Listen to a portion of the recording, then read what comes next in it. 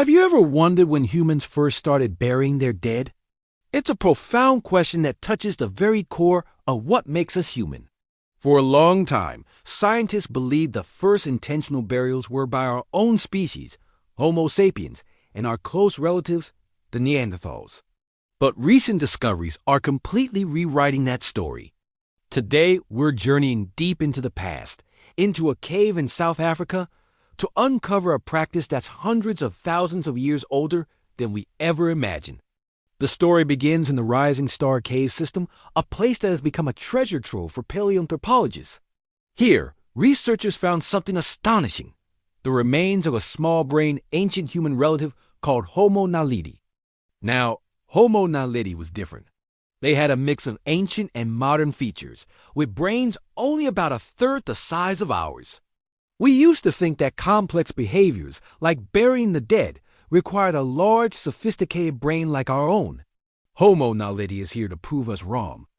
Deep within the dark, almost inaccessible chambers of the cave, scientists led by paleoanthropologist Lee Berger discovered shallow pits that looked deliberately dug. Inside these pits were the carefully placed bodies of Homo naledi individuals, including adults and even children. The bodies weren't just tossed in.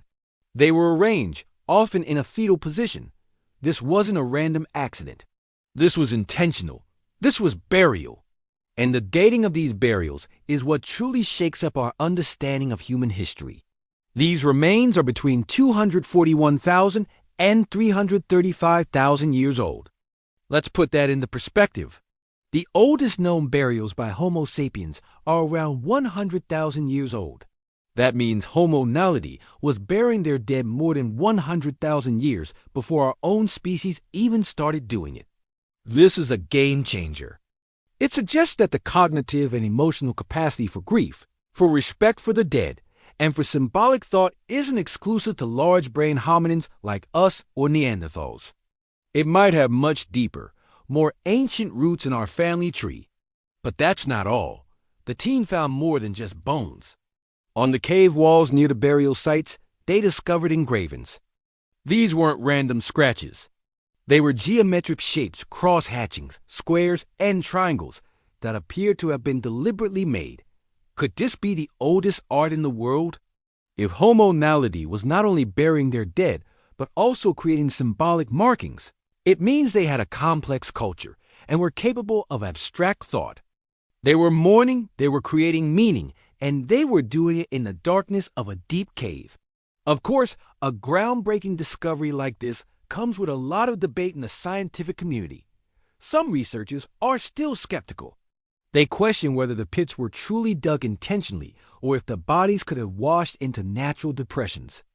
They also question if the engravings were really made by Homo naledi or if they were created by later humans who entered the cave. These are valid questions, and more research is needed to confirm everything. Science is a process of questioning and testing. But regardless of the ongoing debate, the findings from the Rising Star Cave force us to reconsider the timeline of human cognitive evolution. They challenge our long-held assumption that brain size directly equals intelligence or cultural complexity. It seems our smaller brain ancestors were far more capable than we gave them credit for. They may have felt loss, they may have had rituals, and they may have looked for ways to remember their loved ones, just as we do today. This shared thread of humanity, this need to care for our dead, might be one of the oldest traditions in the world. It's a humbling reminder that the story of us is still being written, with new chapters discovered in the most unexpected of places. Thanks for watching, and if you found this journey into the past as fascinating as I did, make sure to like and subscribe for more deep dives into history.